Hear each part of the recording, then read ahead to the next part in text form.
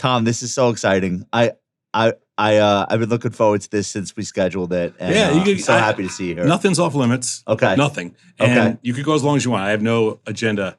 I have a show tomorrow in town, but that's it. Okay. Where are you headed? Awesome. Stock exchange? No.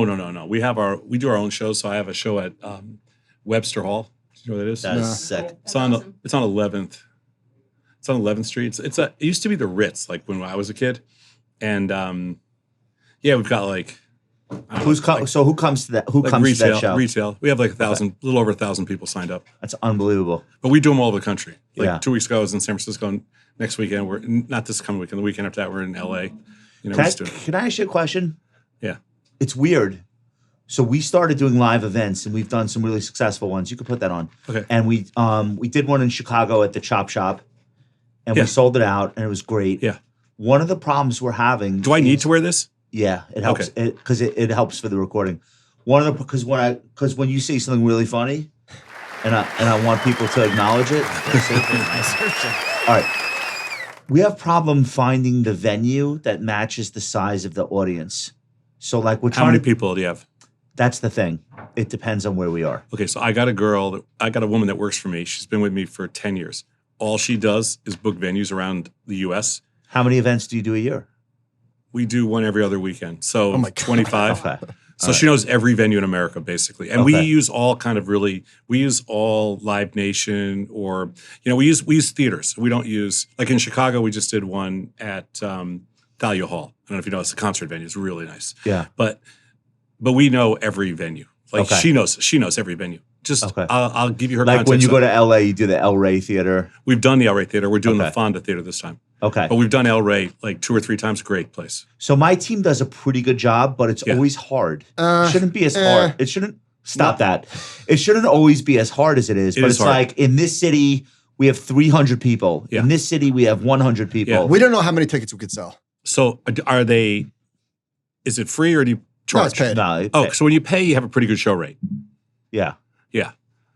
That's not the issue for us is we don't know these places. Yeah. So we do our best from long distance. Yeah. And then we'll fly out and see something. It's hard. It's not easy to do. It's one of the more underappreciated aspects of doing a live event is the venue itself. Yeah. It's not always I easy. have somebody that's her full-time job and she's amazing. But wait, you said this is important. If people pay, they show up. So you're saying it's risky to have people not pay because then who gives a shit? Right? It might. Oh, I would never. Yeah. But we don't charge because we don't have, that's not in our model. So we only charged once, but we did it because we had a slightly smaller venue. So we charged, and then if you showed up, you got your money back. And we had it's like a reservation. Yeah, exactly. It was like a 95% show rate there. Normally, when you just do it free, so our show rate, like we have maybe 11 or 1,200 people signed up for tomorrow morning, and we'll probably end up with a show rate about 65%. So we might get 650 to 700 in that range. And you just do your version of the show, but do it for a live audience, or this is a specific? No. All right, this is a very specific thing that you're doing. This is a live trading event. So we trade live for 90 minutes to almost 2 hours. That's awesome. Are people are trading with you? They can, but we don't care. I mean, we're just trading nonstop for basically 90 minutes, and we trade everything. Wait, what time is it? Where is it? I want to come. You can come. It's Batnick. You would love that. It's doors open at 8. Show starts at 9 tomorrow morning at Webster Hall. I think it's on 11th. So I want to tell you about the time I figured out you were a genius. The year is 2014 or 2015. I never met you before. Okay. But from afar, I just said, this guy is smart. So I land at the Las Vegas airport for the SALT conference. Uh-huh. And you see my ugly face up on the giving out internet. As soon as I get off the plane, I go to the baggage claim, and all of the baggage claims in the McCarran Airport, which if people are listening, if you've been in the Vegas baggage claim, it might be the largest freestanding structure in the United States. It's so big. All of the baggage claims are sponsored by tastytrade. Yeah. Then I go outside. I don't need a cab because Joe Fami's picking me up, but the taxis are lined up, and they all have tastytrade on the top. Yeah. And I said to myself, look, this is like the 1 week of the year where every hedge fund manager in America is all in one place. Yeah. Of course, Tom has the sponsorship thing. Well, that was actually a great sponsorship, and they did us right. So you remember this 10 years ago? You remember? Oh this? Yeah, no, I negotiated that deal with whoever had the space, and it was actually very reasonable. And we gave free internet. Basically that's all it was, free internet. With then you got some of their digital screens and all that other stuff. Right. And it was great. We kept it for almost 3 years. And then somebody came over the top, I think it was Google, and offered them like 5 times what we were paying. You don't want to get into a bidding war with Google? Well, we can't win that. For the baggage claim? We can't win that. No one's winning that. Yeah. Does it feel good to be back in the studio? I love it. I love it. We did a show at Future Proof last week, and we love doing live shows in front of the audience, but it's nice to be back home. Yeah, we don't ever do our show live. Why? Because it's not that interesting. We find that the audience gets a little, it gets a little bored. So what we do is all our live events are completely different. So we do like live trading, and then we do some, sometimes it's like we have all these. So I've been on the road for 25 years, and we have different events every year. We change it. Like we'll do some fun events with the audience where we give away some money, and they're all like, some of them are teaching, some of them are fun. We create all these like challenging questions. They're all like, every show is a paradox of something, of some math model, of which we kind of don't tell them that in advance, but then at the end we let them figure it out. And so we play all these games over the course, and we have like probably 10 speakers on the road, Wow. but Tony and I draw the best by a lot. How did you find these people and then elevate them and like turn them into stars within your community? Is that just an organic thing or? Yeah, it's organic. Okay. They found you? They find you? No, most of us have been friends for decades. Like Tony and I, I do the show, we've been friends for 45 years. Scott and I have been partners for 35 years. Okay. Liz and Jenny, we were friends for 20 years. I mean, these are long relationships. We don't, the new kids are great, but they don't draw. That's the hard thing. Okay. Not yet. They're not yet. Yeah. Okay. Well, you got a really cool community, and we want to talk all about it today. So thank you so much for being here. Yeah. When we're done judging the pumpkin bowl, are we ready to get the show on the road? Yeah. Like I said, you go anywhere. I don't really care. All right. It's an important man, guys. Time is money. I like your energy, Tom. Thanks. Let's go. All right. Hey, John, what episode is this? Episode 209. Today's show is sponsored by Neuberger Berman. What does the Fed's rate cut mean for your fixed income portfolio? Lower rates are great for borrowers, but for investors parked in ultra-short funds, not so much. The yield edge fades as rates fall. That's why you might consider the Neuberger Berman Short Duration Income ETF, ticker NBSD. NBSD aims for consistent and efficient income and invests across rates and credit markets at the front end of the curve, targeting an investment-grade risk profile. If falling rates make ultra-short options less compelling, consider NBSD. Learn more and get important information at www.nb.com/NBSD, NBSD from Neuberger. Investors should consider the fund's investment objectives, risks, fees, and expenses carefully before investing. This and other important information can be found in the fund's prospectus and, if available, summary prospectus, which you can obtain by calling 877-628-2583. Please read the prospectus and, if available, the summary prospectus carefully before making an investment. Neuberger Berman BD LLC is the distributor of the fund and a FINRA member. Episode 209. Nicole's here. When Nicole's dancing, I know it's going to be a great show. Duncan's doing a little bop. What do you got going on? You excited to be here too? Of course. All right. You have a microphone in front of you. You know that, right? I do. All right. John is in the house. Ladies and gentlemen, we have a first-time guest today, somebody that I'm so excited to be speaking with. And I've been aware of his work for a long time. I've met many of his acolytes over the course of my career in finance and financial media. And today's episode is going to be just an absolute blockbuster. So thank you so much for joining us. Tom Sosnoff is a trailblazer in the online brokerage industry, driving innovation and financial education for investors of all levels.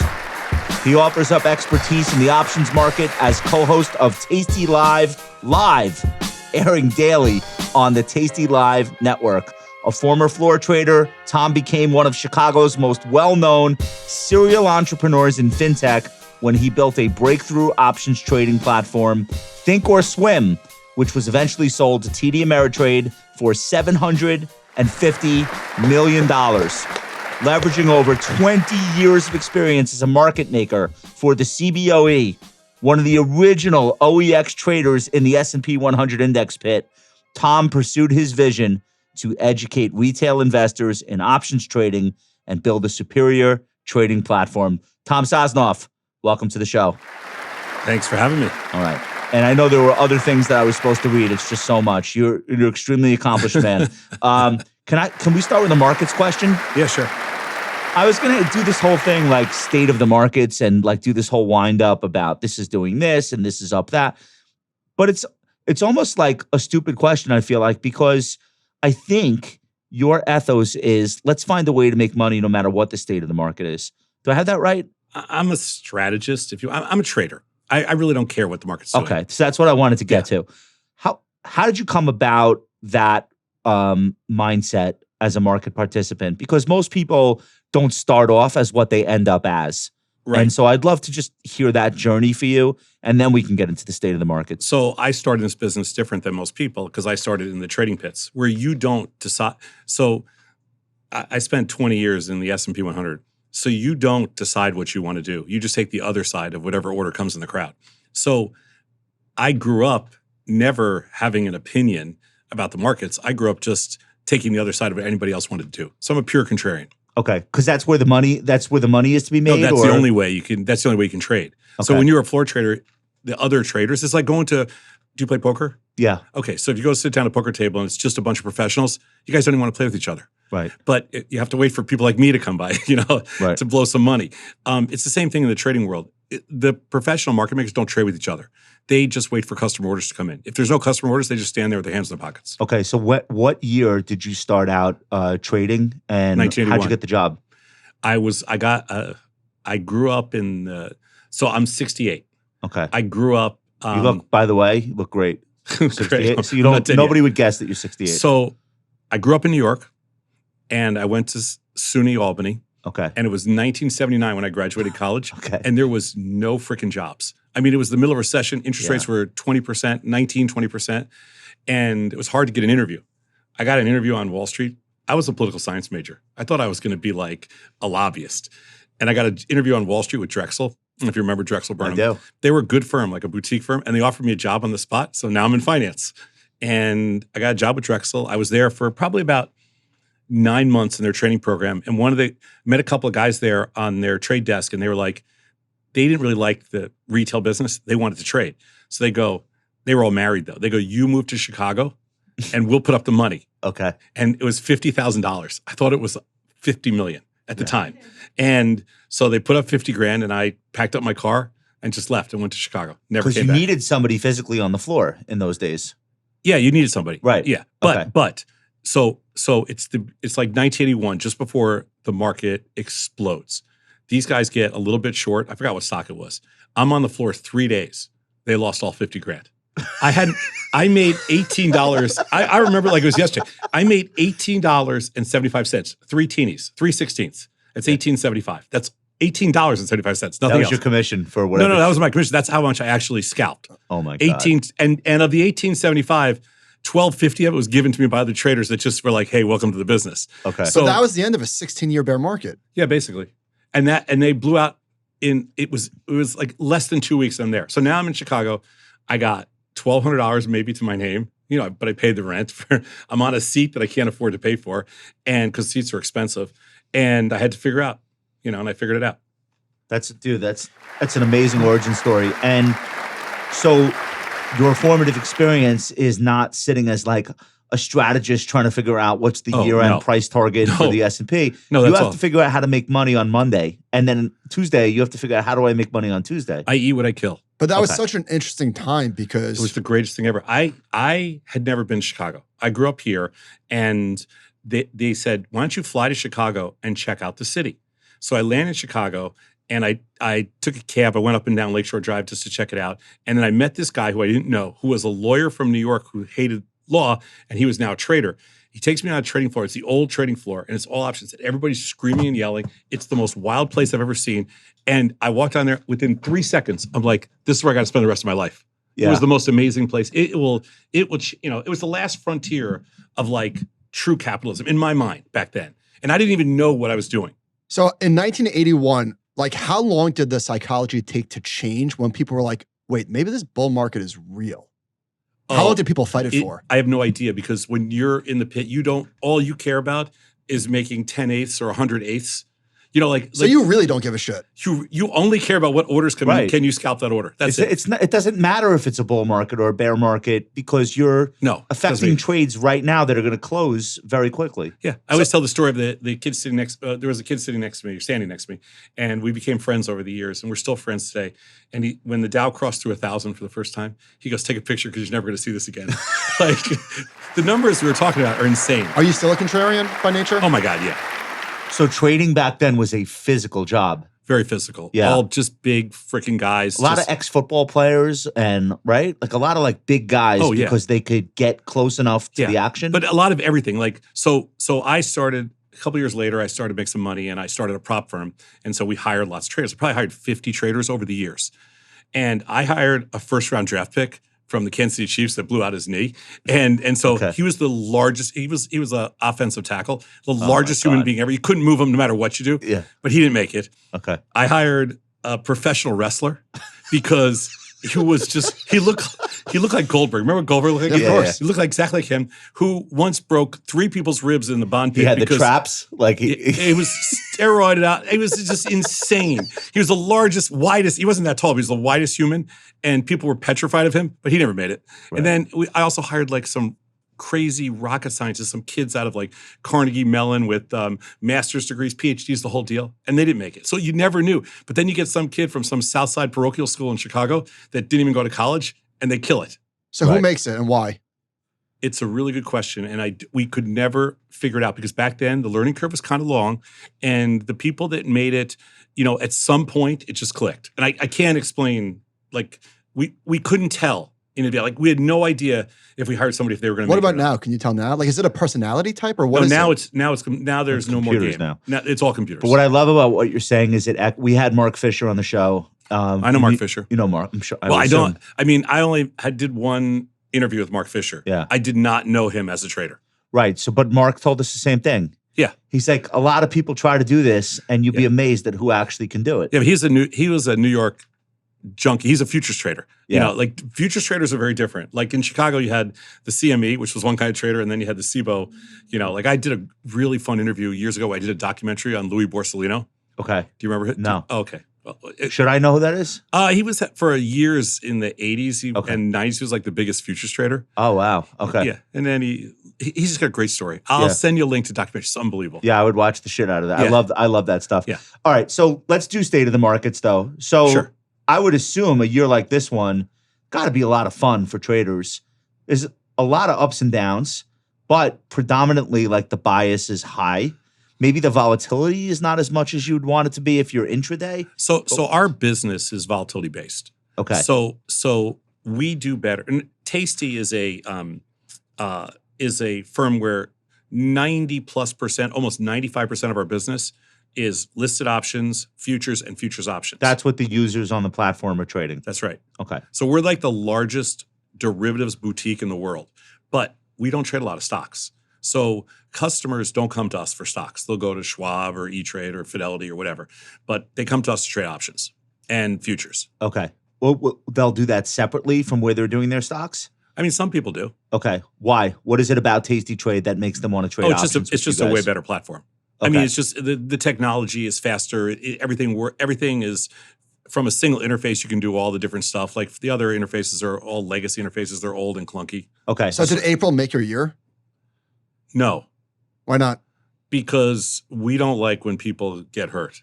Okay. And April, the trading volumes were great, but you get situations where like some of your best customers, and they don't come back. Well, they come back. Everybody always comes back. There's nobody ever goes away. But some of our good customers got hurt. Yeah. Because we're a premium selling firm, and you got slapped in April. April was kind of, it was good for business, but not good for the overall business. Could you explain what you mean by that when you say we're a premium selling firm? Well, the way we teach and the way that we're a think tank. We have 2 businesses. Our primary business is our brokerage firm. Okay. And that's pays everything. That's our business. That's our revenue. We're $300 and something million revenue brokerage business. Okay. Way more than that, actually. But then we have a network which is actually for content marketing. And we don't charge anything. That's all free. And that's how we kind of that's how we compete marketing-wise with all the big firms. Yeah. And the network, when we built it, the reason I built it is I didn't like financial media, traditional. I didn't like CNBC. I mean, listen, I like those guys. I just didn't like the content. I don't like interviews with people. I don't care what somebody else has to say because that goes back to my mentality. Yeah. So I didn't like Bloomberg. I didn't like CNBC. It doesn't make any sense to me. Why would somebody listen to what somebody else thinks? Who cares? They don't know anything. So we built Tasty. Duncan, we could edit all that out, right?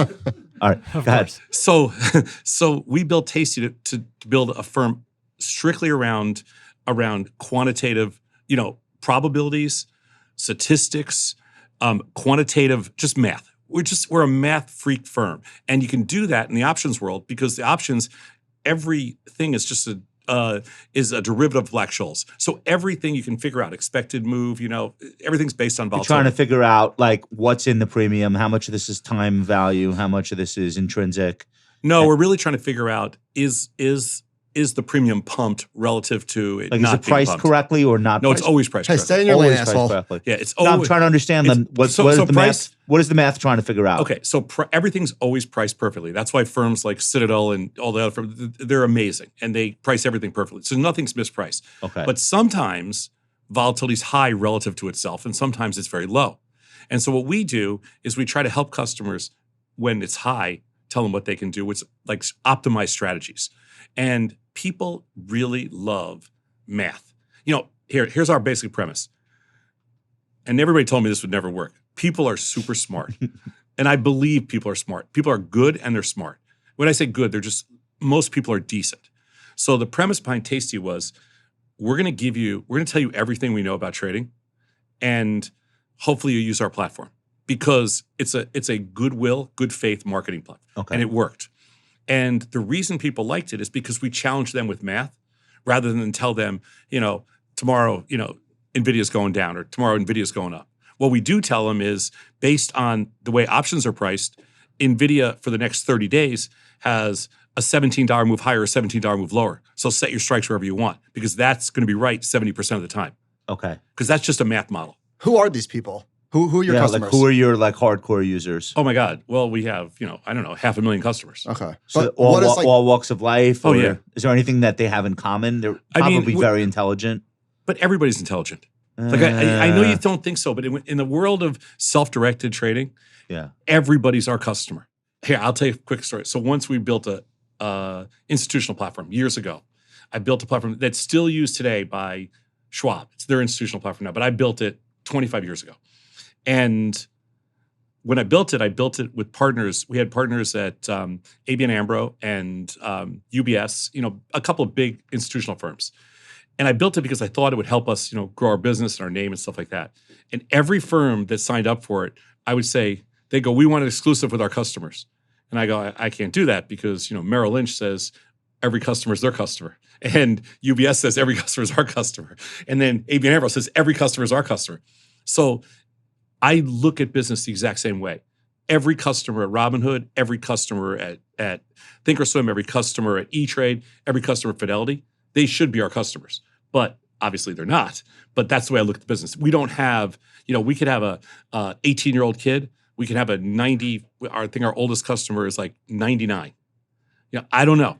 Very short dated They never options leave. at that age. Well, you don't buy you don't buy. So you mentioned 0 day. You don't buy the green bananas. You mentioned your customers got hurt in April. So yeah, sure. Most options expire worthless. We know that. So is your thing like, all right, instead of being the sucker who buys the options, sell them? Yeah. Is that the deal? Yeah. But don't a lot of institutions do that trade also? Like how do institutions are pretty on balance, they're pretty dumb. First of all, they don't have the expertise. They don't have the technology. They don't have the expertise. And they're very limited by liquidity. So institutions have to trade in a very narrow set of, that's why you have such a concentration of just all, equity wealth. But it's the same thing for options. If you're an institution, you can't move $25 million in options, which is nothing. If, in very many stocks. You have like 5 or 10 different underlyings max. So the futures world with respect to options the institutional world with respect to options is pretty limited. And we don't do any institutional business. Okay. We're 100% retail. So options trading is at record highs. Yes. But I thought there was an interesting juxtaposition that I wanted to show you. Can we put up this cash and money markets chart? It's weird to be in an environment where people have never traded more in options, whether it's volume of contracts or dollars, any way you want to look at it. Yeah. It's an absolute explosion. Yeah. But then at the same time, total cash and money market funds is at an all-time record high, and like a very pronounced one, almost vertical. Yeah. People will look at that options chart and they'll say it's a speculative mania because they're stupid and they just infer. Sure. And then people will look at this cash and money markets and they'll say everyone's bearish.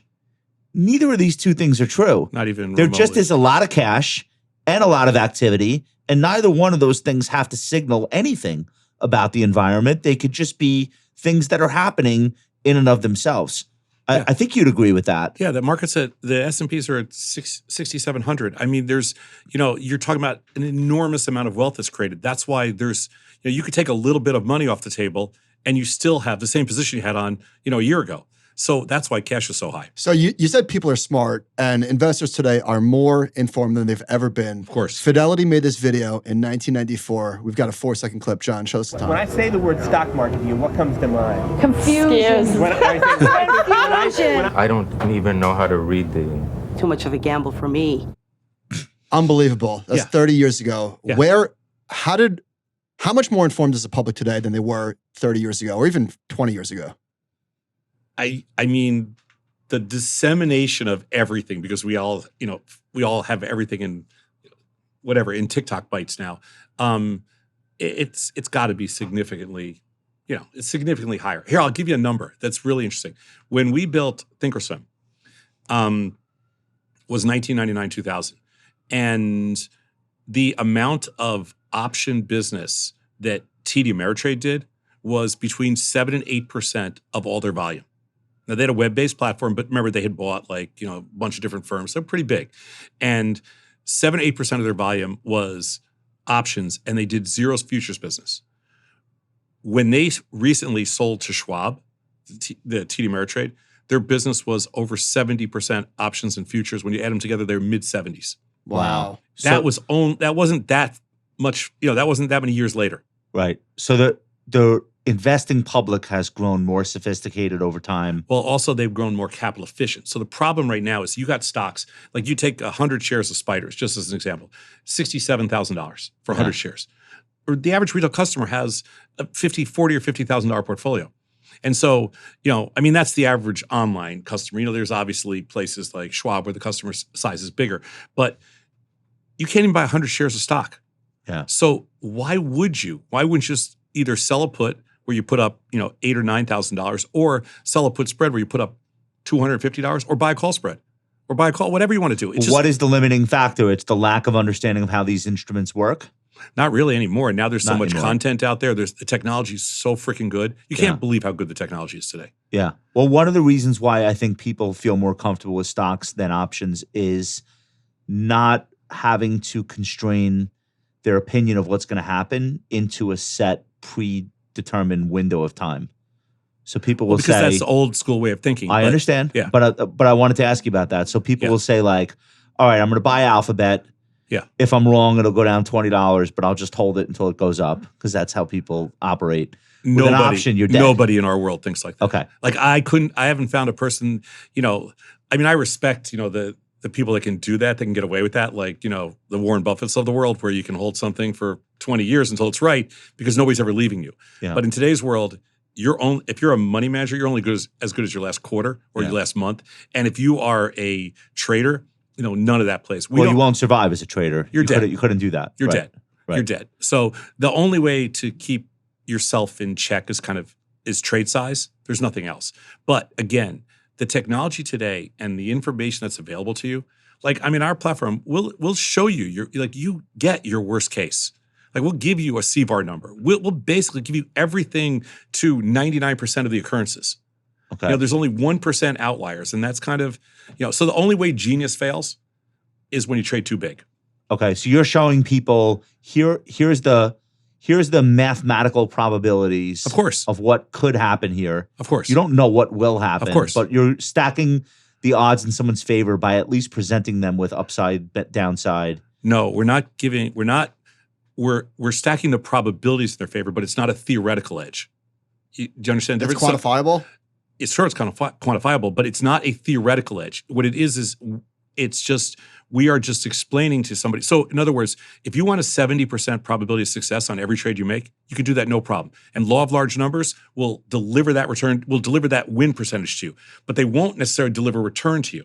I was about to say, what's the gain if it's that high? It's got to be relatively low. So the gain is less. You take more risk. Yeah, of course. You risk more to make less, Right. but you have a higher win percentage. So you mentioned edge and how the market makers are so good, the prices are always right, the technology is so good, the information is so good and quantifiable. Yeah. Does that make alpha or edge much harder, paradoxically, because everybody knows everything?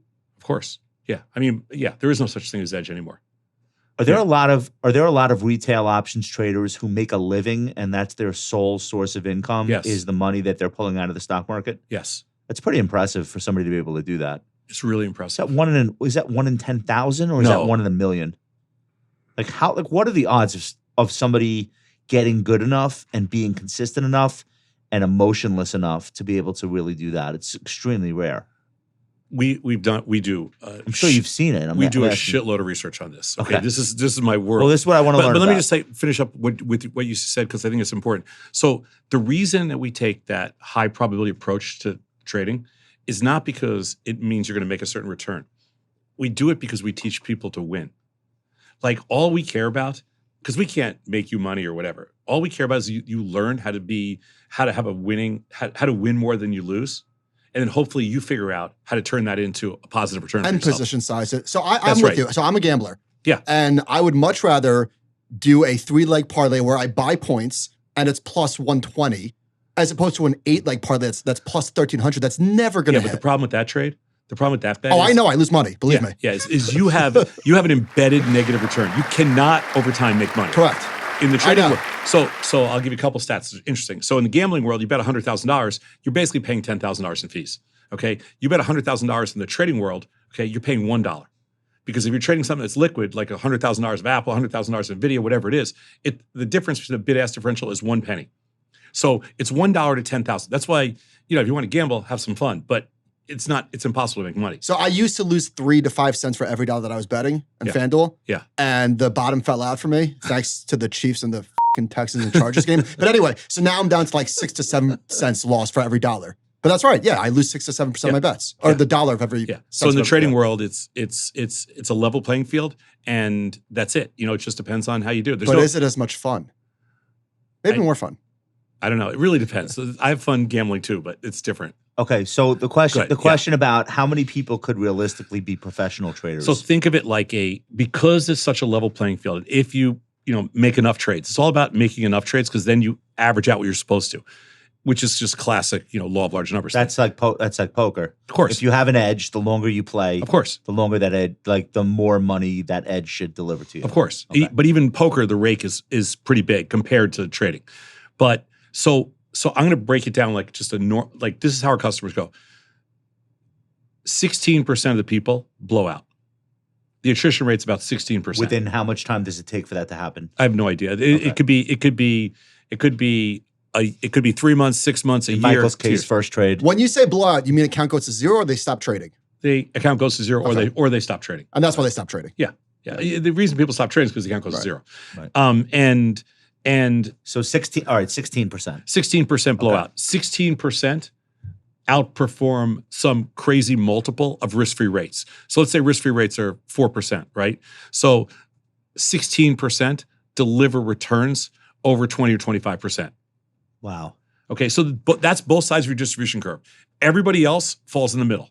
Everybody. And what's the middle? Just whatever? The middle is whatever. So you have 34% above the midline, which now for me, the midline is some multiple of risk-free rates. And then 34% fall below the midline, which is you don't beat risk-free rates. So if there's no edge, why do people trade with you?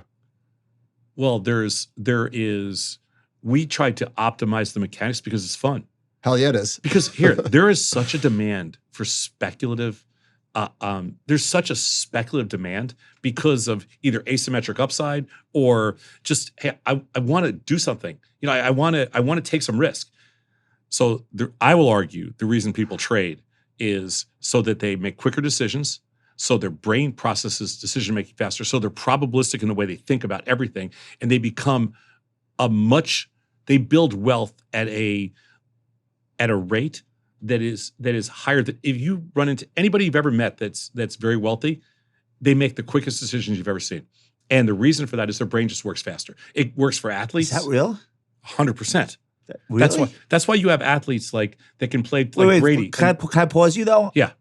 So then why are all the famous investors obsessed with telling you how slowly they operate?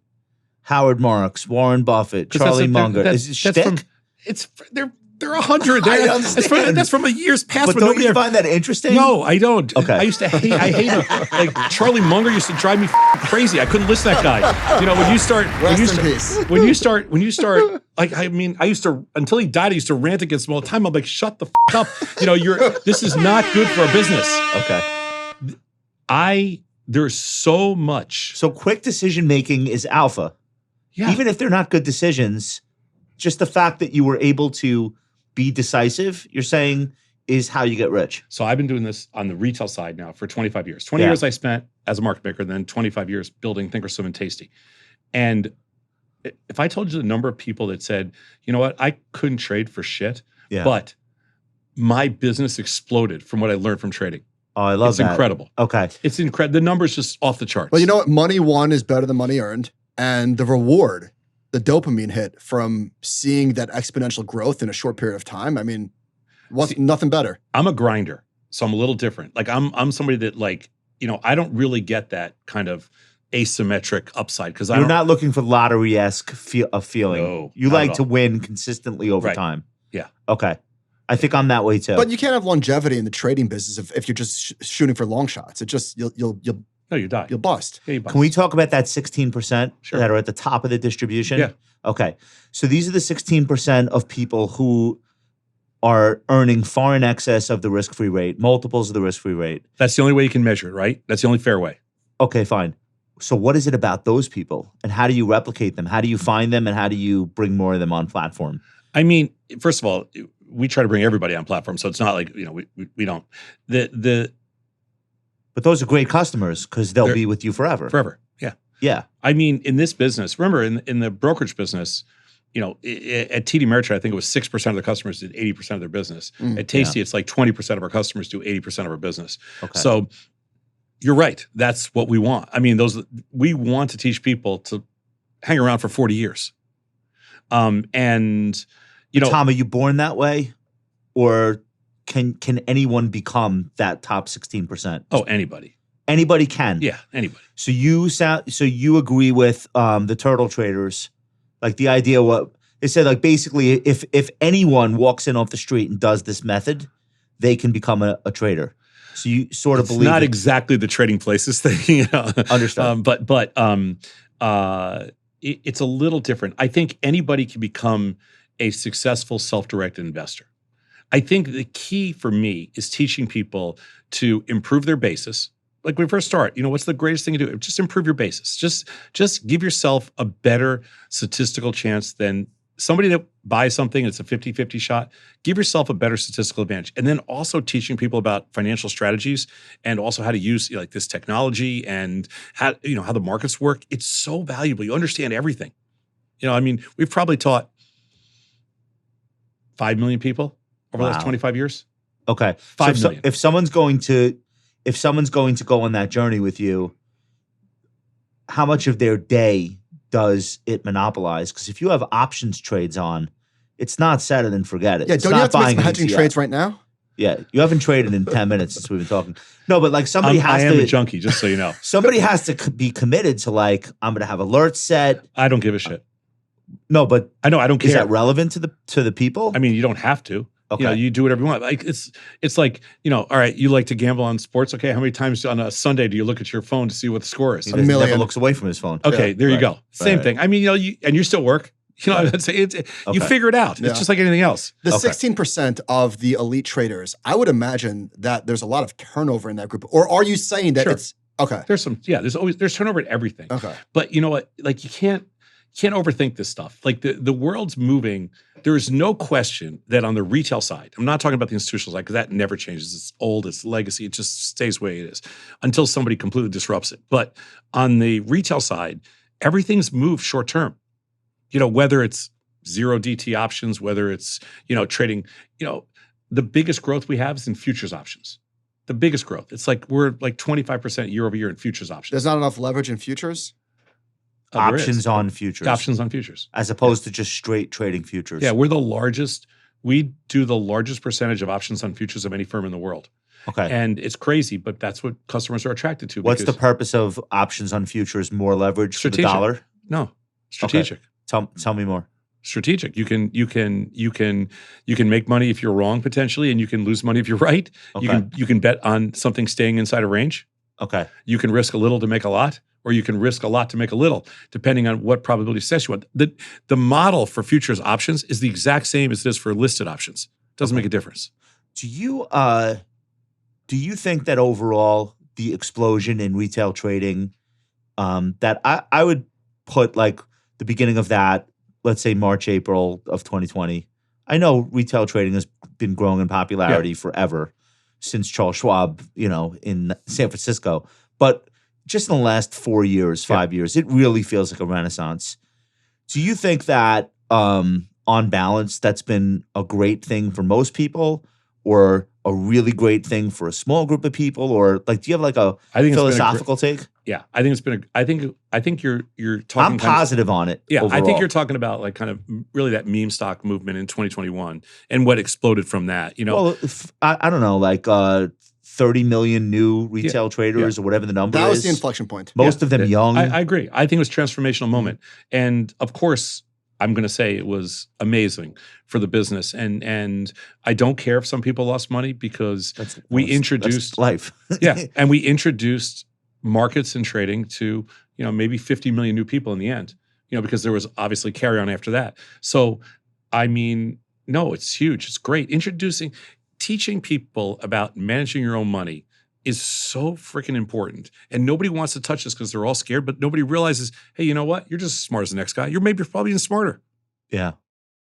What do you say to somebody who says, all right, I tried this. I tried to be very active. Yeah. Made a lot of decisions quickly. Yeah. They weren't great decisions, it turns out, in hindsight. And it made me very anxious.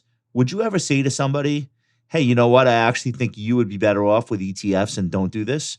Well, we would never say that, but I'd be totally fine. Like I wouldn't, we don't tell people, I build technology and I write content. Right. I don't talk to people about their stuff. I mean, you're not anyone's financial advisor. Right. I'll answer. I'm an email junkie too, so I answer like a gazillion emails a year, but I will help people if they have a question, but I don't tell people what to do. Okay. What's the coolest story you ever heard from somebody who learned to manage their own money and trade on your platform, and what happened for them as a result? The coolest story? Yeah, like what's like an awesome outcome? I'm not sure how the outcome ultimately resolved itself because there were some negative things. I can't wait to hear this. Years later. But the coolest story I ever heard, which was back when we owned thinkorswim, was there was this woman who came to an event that we did. She was nice. She was an accountant. She was a CPA. And she'd gone to Wake Forest. She's really smart, master's degree. And we started talking because she was a huge North Carolina basketball fan because she grew up there. She loved Michael Jordan, the whole deal. And we started talking, and she moved $100,000 from wherever she had her money because she was really intrigued. We did an options seminar. It was like 2005. And she emailed me a couple times, and I had no idea. And she moved $100,000 in. So my partner, Scott, comes up to me one day. This is probably 2007, 2008. And he goes, do you know this woman? Because she says she knows you. And I go, yeah. I met her in North Carolina. I was doing a show, whatever. Super nice. She writes me emails all the time. He goes, she's up $10 million this year. and she's firing like 1,000 lots, in the SPX. Yeah. It's like 2008, 2009. And I'm like, what? I go, she moved $100,000. I go, no, she's up 10 million right now. Okay. And she's like, probably early 60s. like the quietest, nicest Southern woman, and I'm like, what the hell? So they're watching her because when you start trading a certain size, you pop up on our wrist monitors. Yeah. So, and she's a premium seller and all this other stuff, but she mostly sells puts. And she caught the absolute bottom in end of 2008 to the beginning of 2009. She sold a ton of puts. And over that period, she made $100 million. No way. Started with $100,000. She made $100 million. Now, the story has a bad ending. And I don't really want to get into it because— You married her.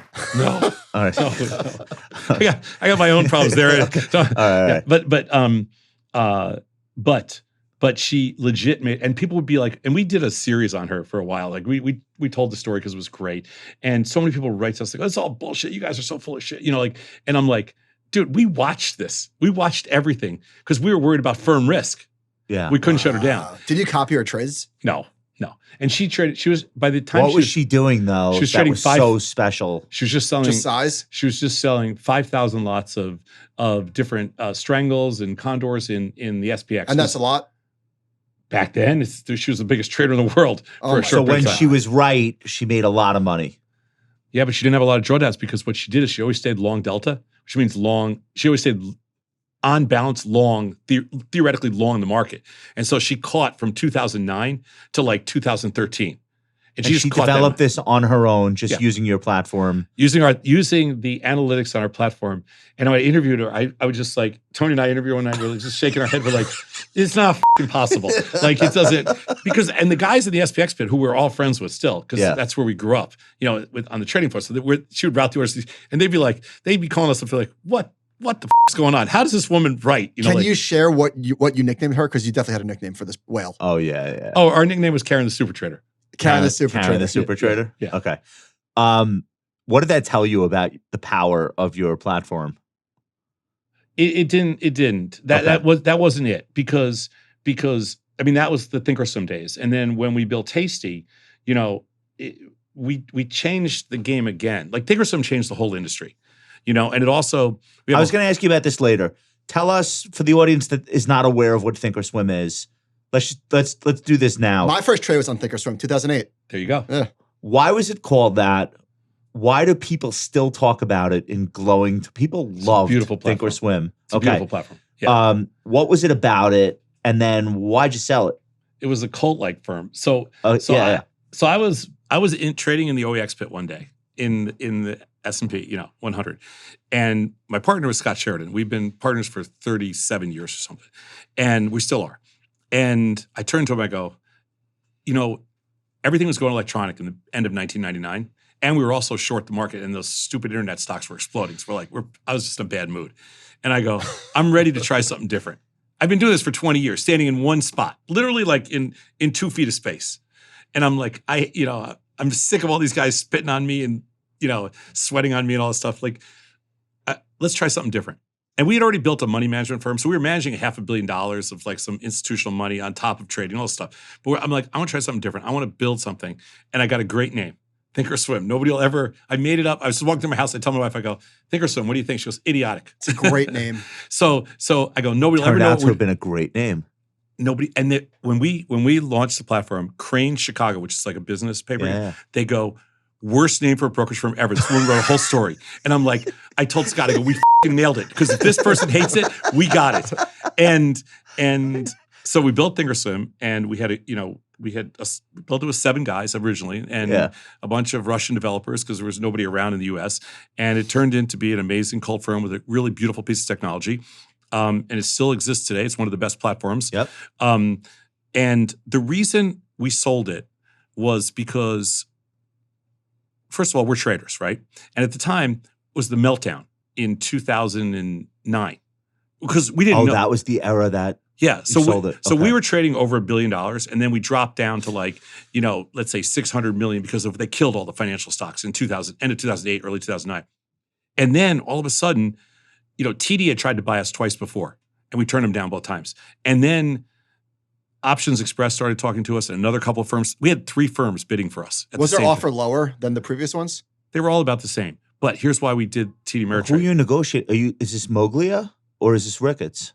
Moglia No, it's not Ricketts. It's Moglia was the CEO at the time. Okay.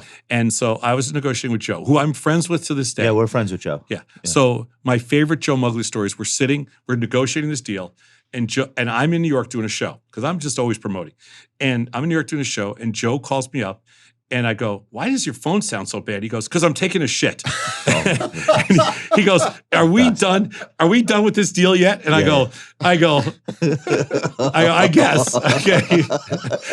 How could you say no? Exactly. Yeah. Anyway, so but here was the problem. This is even a better part of the story. So we agree to the deal, and we're we think this company's worth.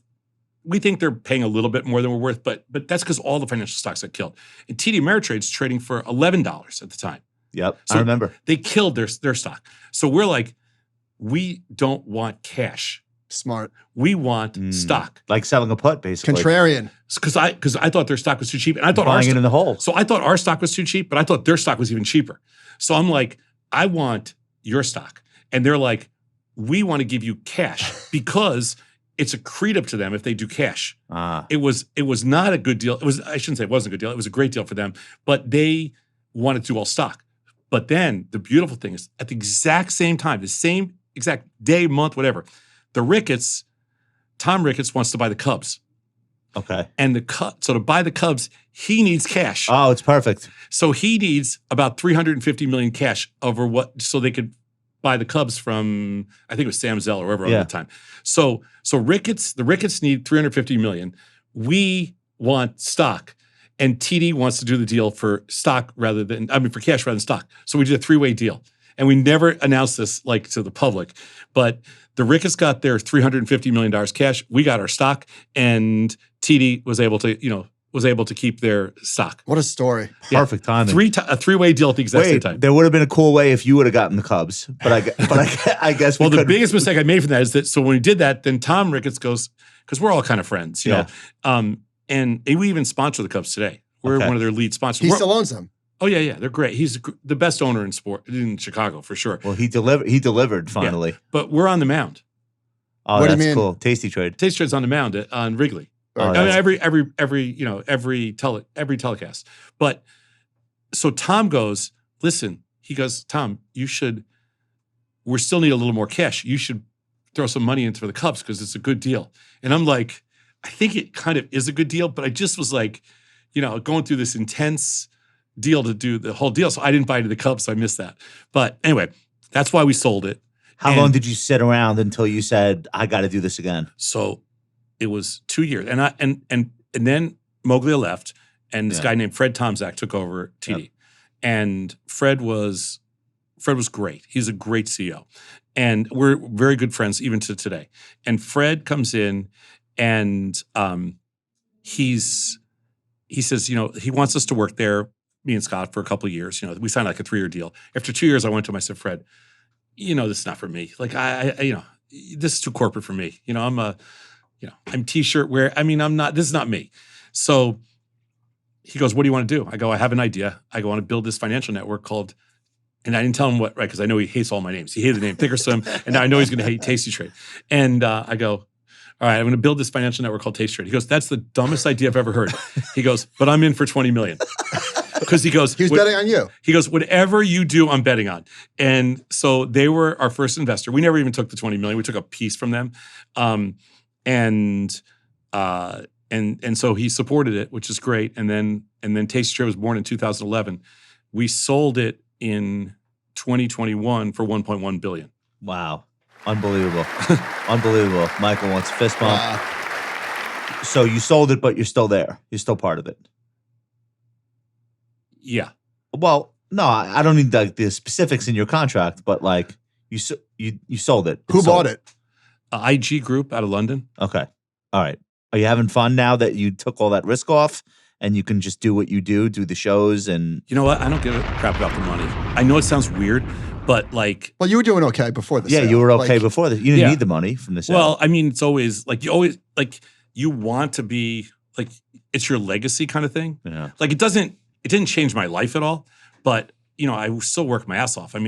The company, we sold it 4 years ago. It's worth double that today. So what still drives you? You're just competitive? You're a maniac? Yeah, and plus I don't have any hobbies. Well, this is your hobby. Yeah. You love, Yeah. you Yeah. love Plus, this. Same with us. Plus, you know, so this is going to sound weird, but I work with all my friends. Like most of us have been together 25 to 45 years. Like these are my only friends. Like this is what we do. And so, you know, so I work with my friends. I still have fun. Dude, I get a text from Michael like every 3 months.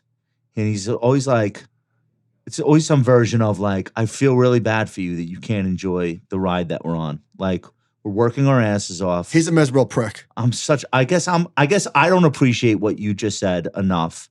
Yeah, say it again. You're working with your friends. Yeah. It's not about the money. So I check every one of those boxes that you just said. I'm working with my friends. Yeah. I do need the money. I'm not in your situation, but like I'm okay. It's not every day is do or die the way it used to be when I was a retail broker. So I'm fine on money, but I just can't, like on a daily basis, I have ups and downs. Yeah, sure. But I don't appreciate it enough. And can I read this? Yes. This is what Michael texted me. Didn't make me cry, but yes. No, because Michael's my friend, like first and foremost, right? Yes. So, and I feel bad about it because I know he's right. So he goes, I wish you could, this is yesterday, 2 days ago, 7:30 at night. I wish you could enjoy the ride. It's going to end one day. These are the best days we're ever going to have, literally. Doing everything we ever dreamed of and more. It breaks my heart that you can't find the joy in this. Or if you are having fun, you have a weird way of showing it. You don't have to respond, but I had to get this off my chest. And that's maybe the fourth time he said some version of that. I'm a good friend, right? You are a good friend. I wouldn't say that I'm not having fun. Yeah. But I'm definitely underappreciating the aspect of it that you just described. Well, fix me. So the only thing that money is good for, the only thing that, I mean, of course, there's, yeah, I shouldn't say only thing, but the really nice thing about making some money is that you can afford to do things that you have fun with. Like, I don't give a crap about buying shit. I don't even own it. I'm a minimalist. I don't own anything. But I'd love to be able to do things where I'm having fun. And so like what I do, I'm having fun. Like the investments I make, I'm having fun. The businesses I build, I'm having fun. I'm not going to do anything at my age. I'm not doing anything anymore, which is not fun. Okay. I don't believe, and you don't have to. So, all right. So how does Josh have fun? Well, no. But I'm not in you. I still have to do I got things enough that problems. I can't help either. No. I still have to do things that I don't want to do, but it's okay. Like this is what this is part of my journey, part of my adventure. Sure. You have a lot of years on me. You probably did a lot of things that you didn't want to do, but you knew you had to. And then your success, the point that you're at now is like you don't have to do those things anymore. So I'm not there yet, but I'm closer to being there than I ever in my life thought I would be, where I am able to say no to a lot of shit. Yeah, it's good. And I think I underappreciate it. But that might just be, this is the way I am. I can't do anything about it. You know, one of the things also that's a really fun takeaway is that I like the fact that I have made people that have hung around with me like very wealthy too. I love that. You know, Scott and I and Christy, we gave away $50 million. We gave $20 million to our employees when we sold thinkorswim and $30 million when we sold Tasty. This is in addition to everything else. We just gave them, like, just handed out checks for $30 million on top of everything else we've done. So that's got to be the best feeling in the world. The best. Okay. And you see these people still every day or often. So one of the things with wealth is that you do lose a few friends because some people can't handle it. It's a weird thing. Somebody that I know when we were a lot younger sold their business to Goldman Sachs, and I said, it's amazing, right? And he's like, yeah, but I lost a couple of friends. I go, why? And he's like, because some people couldn't handle it. Meaning people that don't have the money that you do can't be your friends anymore? Yeah. Maybe from jealousy or whatever. It's something. Yeah. And I see it sometimes in business. But my friends, we've been like, the hardest thing was like, there's a bunch of people that you know that I've hired over the years that I think have done your show. I think, did JJ do your show? Not yet. Oh, not yet. But like Q did your show, right? Steve Quirk? Steve Quirk. Yeah. So like, these are guys that we all traded together in the pits, you know? And it's hard, you know, like, and Tony, same thing. The first time I offered Tony a job, he's like, I'm not working for you. And the second time I offered a job, not working for you. JJ was the same way. I offered him a job. He goes, I'm not working for you. Yeah. And then Q is this, you know, Q is the first time I tried to bring him in. He's like, I'm not working for you. Like we stood next to each other in the pit, you know. And then a year later, you get that though, because if the situation were reversed, I totally get it. You would probably like if you were JJ Kinahan and you were like, working for Tom. No, I totally get it. And then, but you know, then years later, you know, they've amassed a ton of wealth because they just bought in and they learned so much. And, it's cool. Like that kind of stuff is cool. Like we have a tree that goes to every firm, like Robinhood and E-Trade, and like every single firm out there has thinkorswimmers and everything. You're like the Bill Parcells. I actually think Tom, I think that's actually the coolest thing in the world. What do you think about Robinhood? This is the most, I would say. I don't give a crap. No. I mean, the success that they've had and what they've built. I think it's amazing. Yeah, it's amazing. Okay. So I think. If you in the last 10 years, it's definitely the most exciting new brokerage business to come along. Sure. They clicked the viral button and it worked. And the virality that they did, I was trying to do that for, I had an amazing career, but like what they did, incredible. Yeah. I don't give a crap. Like, I like those guys, on balance, I like those guys, but I'm also a competitor. I want every one of their customers. They kind of bent the industry to their will. 100%. With 0% commission. Dude, that's why TD had to get bought by Schwab, is because of Robinhood. Why? Because the commission-free trading destroyed the business, no? No. Of TD-Ameritrade, it didn't? No chance. Come on. No. So what do you think it was? The TD sold? Yeah. Because they had a bunch of idiots on their board who just wanted to take the money. They were so they. But you don't think commission-free trading was I don't disruptive? know. No, here TD-Ameritrade was owned 40-some-odd% by TD Bank. Right. TD Bank was in trouble for a bunch of crap, but they hated each other. They wanted to hit the bid. They just wanted out of that thing. And everyone was like, no, the Ricketts, Joe Ricketts and Schwab, they hate each other. Yeah. They don't want to do the deal. I'm sure that's true. The way that I see it is that when Schwab— No, that had nothing to do But with when it. Schwab said we're going commission-free too, Yeah. Schwab stock got hurt. Let's just say 10%. I'm making They it only up. went commission-free. But TD got destroyed, and then Schwab said, we're buying you with our stock. We're just going to swallow you. No, that's not. And TD at that point was doing 70% of their business in options. They didn't go commission-free. Okay. They only went commission-free in stocks. They didn't even care. It's nothing to them. They had a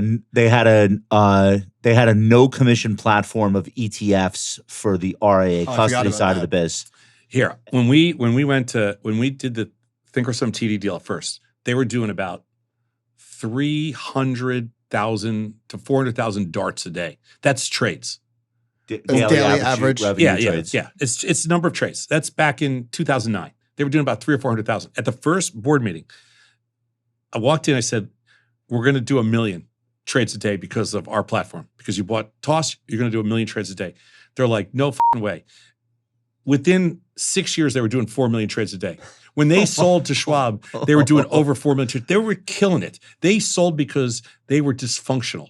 They didn't sell because they had to sell. So you think they could have stayed by themselves? Listen, you know a lot better than we do. I'll take your word for it. What? They could have survived with $0 commissions. They don't. Nobody. We all have $0 commissions. Everybody has $0 So for payment stock. for order flow, margin lending, that would have been enough reason to stay independent. Of course. Okay. The Robinhood going to zero, none of us have gone to zero on options or anything else. And so we've all just went to zero on stock because nobody makes any money on stock anyway. Let me ask you a question. Options is the better business. Options and futures. Is it because the spreads are so wide? Like, why are options such a great business? Because you can actually make money with them, and because the customers like them because they're strategic, and the firms like them because they can actually make a little bit of money. You can't make any money in stocks. Yeah. So The technology is really expensive to deliver, and the marketing is really expensive. Everything's expensive, and nobody helps you. So you've got to get market share. I want to ask you about option strategies in ETF wrappers. How do you feel about that? I don't care. So we do. So do you think that those products are worthwhile? Do you think they're like executing those strategies well? Or what are they missing? Like why aren't they working as well as they should? Because they stink. Do you ever get called for help with any of that stuff? Well, I have one friend that's a really good trader that manages one of those funds, but I'm not going to bring him into this. But the other— Is it YieldMax or no? I don't know the name. Okay, so let me read this real quick. Okay. This is from our friend Jeffrey Patek at Morningstar.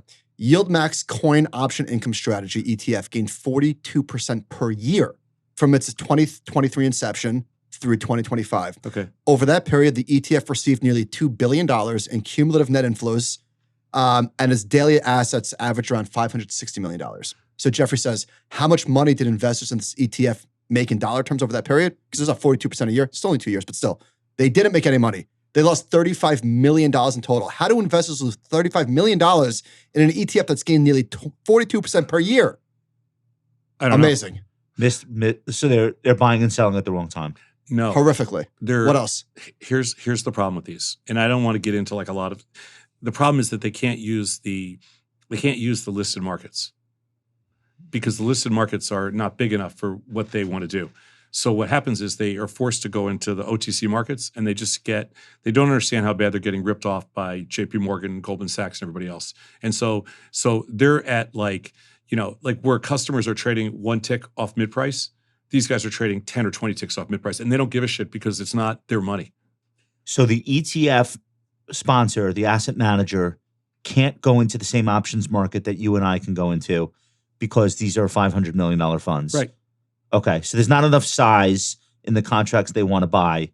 So they go into an OTC market where it's a little bit more of a Wild West, like the pricing. The counterparty is just some bank. And the bank has to lay it off in the public marketplace in some way. So the bank has to have enough edge to they have to capture something in between. Sure. So Sure. So the difference is, I'll explain the difference. So the difference is when our customers trade and Citadel is the counterparty, Citadel makes money on scale, not on the edge is tiny. It's like a fraction of a penny, but it's all about scale. It's all about doing, a billion trades. A billion trades. Yeah. So it's all scale. It's just the high frequency game is a scale game. The game that these guys are playing is the old school way where they're giving up the edge to the counterparty, and then the counterparty is Goldman, Morgan, whatever. And that's just an absolute like conceptually, I'm okay with it. It's just not my thing. I don't like the product. I mean, they've gotten popular amongst investors, but remember, which is why we're asking you about it. But remember what happened in 2007, 2008. Remember what the most popular fund was then? Closed end covered call funds. Oh, there was yeah, 150 of them were created. Yeah. Every single one of them went out of business. Yeah, they did not survive the financial crisis. Right, exactly. Counterparty risk. Or was it something else? It was structural risk. Structural. Yeah, it was structural risk. And it was counterparty structural, the whole deal. But they didn't survive. None of them did. Because you mentioned ABN AMRO. There was a moment in 2007 where the entirety of the retail brokerage business was selling structured notes. ABN was one of the biggest counterparties. Sure. Lehman. Well, those were different. But the LaSalle Street. When you think about the whole credit default like era then, and so we were just having this conversation today because firms like us, we sit on a lot of cash. Like let's say we have $8 billion in customer capital. I think it's something, but it's all cash because nobody buys stocks. I mean, nobody brings their portfolio over to us. It's all just trading. So we probably have, $4 or $5 billion in cash all the time. So in 2008, it was a little less than that, but in 2008 or 7, every firm on the street was like, why are you guys leaving your money in overnight repos and treasuries? Because you could get 4-6% more because that's your revenue. That's your only revenue. Yeah. And I'm like, yeah, but who's the counterparty? Like this is customer funds. And if you remember what happened when the meltdown in 2008, E-Trade almost went out of business. Commercial paper started blowing up. Money markets were blowing up. Not only Lehman, but Merrill Lynch basically had everybody who laddered out. Just like a couple of years ago when with the Silicon, with SVB. Yeah, but this was even way worse in 2008 because everybody jumped into those credit just to ladder out and get a little bit more money on their money. Even TD-Ameritrade, if you remember, then their money funds went under $1. Yes, famously. So the firm that had zero risk was thinkorswim back there because we didn't do any of it. We only left all the money because we're like that's not our business. So in the middle of the crash, I called Ken Griffin and I said. Because he had bought all the E-Trade. Which crash? Oh, 08? 08. Okay. I forgot that. Ken Griffin bought E-Trade. He basically bailed out E-Trade. Yeah. Okay. So I called him and I said, Ken, we're doing great. We had no problems. We had no issues at all. Maybe we lost $5 or $10 million and just, customers blowing out. But other than that, we had no other issues. So I go, I want to buy part of E-Trade from you. Okay. And he was like, listen, Tom, it's a shit trade because I don't know if this company's going to make it. He goes, I wouldn't feel good about selling you. He goes, if you really want one, I'll sell you a piece, but I wouldn't feel good about it. And I was like, okay. And I didn't do anything. Because it's for that reason, you're saying. Like, why was it a shit business at that time? Because he wasn't sure that they were going to make it. Okay. He was like, they got so many mortgage issues and so many credit default swap issues that I don't know if they're going to be able to pull out of this. And he goes, I don't know if, what you guys can afford to lose. And I'm like, that's fair. Thank you. And I didn't do it. And to be fair, it took a couple of years for him to make any money on it. Okay. I want to. But that would have been fun if we bought E-Trade. I want to finish by asking you a culture question. New York versus Chicago. Where'd you grow up? You grew up in New York? Yeah. Queens? No, I grew up I was born in Manhattan. My mom was a grad student at Barnard, Columbia. Okay. And then we moved to just outside of White Plains. Okay, Westchester. Yeah. Okay. About 20 miles from here. All right. You obviously are the center of the universe in terms of the Chicago trading scene. Yeah. At least that's the way I've heard it. Yeah. Okay. But you've worked in New York too. Yeah. What do you think is what are the big cultural differences between traders in New York, traders in Chicago, Wall Street versus Chicago? Like what are your thoughts on that? The first thing we would say in Chicago are there are no traders in New York. Okay. There's a financial community in New York that is huge. Yes.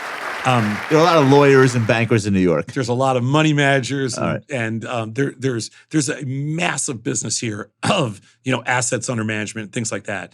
But we would argue there's no traders. You would say like the activity at the New York Stock Exchange, the NASDAQ, is more public relations at this point, less trading. Yeah. But I could say the same thing about the CBOE is gone. The physical floor at the CME is gone. Yeah, but those exchanges are still, they're the monsters. Yeah. And mostly all the high frequency firms. I mean, Citadel moved to Florida, but most of the high frequency firms are still in Chicago. Yeah. And there's still a pretty, dominant trading community there. Okay. But of like ProTail and that kind of stuff, professional prop firms. Tom, you're never going to stop, right? You have another trick up your sleeve? What's next? I do. Of course you do. Do you know what it is yet? Or this airs tomorrow. This is airing tomorrow. Why do you have a big announcement coming? Maybe. Wow. All right. Good for you. Yeah. Tom, this has been such a pleasure. We've followed you from afar, and I've always looked forward to asking you these questions and having this conversation. So thank you so much for being here. We always end this podcast by asking people what they're most looking forward to. Sounds like the thing that you're most looking forward to. You can't say, but maybe what's the second most exciting thing? Yeah, I don't want to make it seem like it's some mystery thing, but there's I'm just I look for me. What's really fun is building stuff. Okay. So I probably most look forward to seeing like what kind of cool stuff can we build in the future. Okay. Like that's it. I mean, I'm not going to ever retire. You're right. Oh, it's Tasty AI. I mean, is it AI? When I'm doing something on stage, I always say, when I drop dead here, just roll me in the dumpster in the back. I'm cool with it. That's okay. Like I want to die doing this stuff. Love it. So, you're the man. Thank you so much, Tom. Thanks. All right, guys, we want to say thank you so much for listening. Please like and subscribe. Do all the things. We appreciate you. Great job on the show all week, John, Duncan, etc. Whole team. Shout out to the whole team. And we'll talk to you guys soon. Thank you. Thanks so much.